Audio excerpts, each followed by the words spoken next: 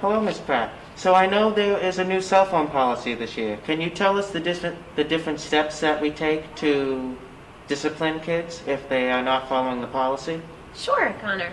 So this year with our new cell phone policy, the expectation is that students do not have their cell phones out during class and that they put the cell phones away upon entering the classroom in a bag. If a student doesn't meet that expectation, the first incident could result in a teacher detention.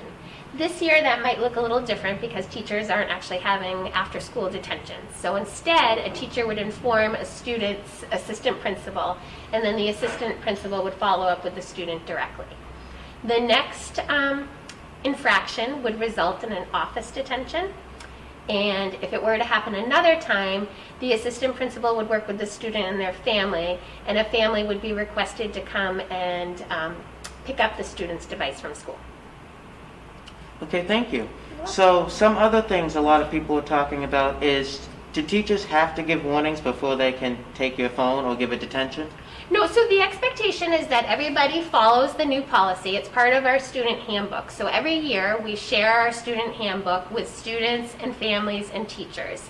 And there's actually a form that is provided where students and families acknowledge that they have received and read and reviewed the handbook.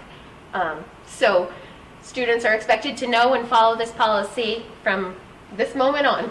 During instructional time is somewhere else in the building.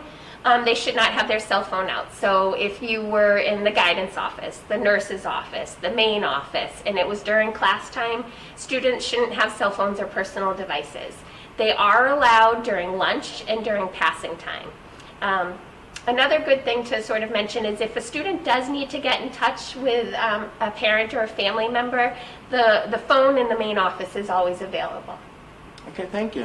One last thing. Are students supposed to have their phone on silent throughout school time? I would advise that, yes. I think that would minimize distractions in the classrooms. Okay, sounds good. Thank you, Ms. Pratt. I appreciate your time. Thank you, Connor. You're welcome.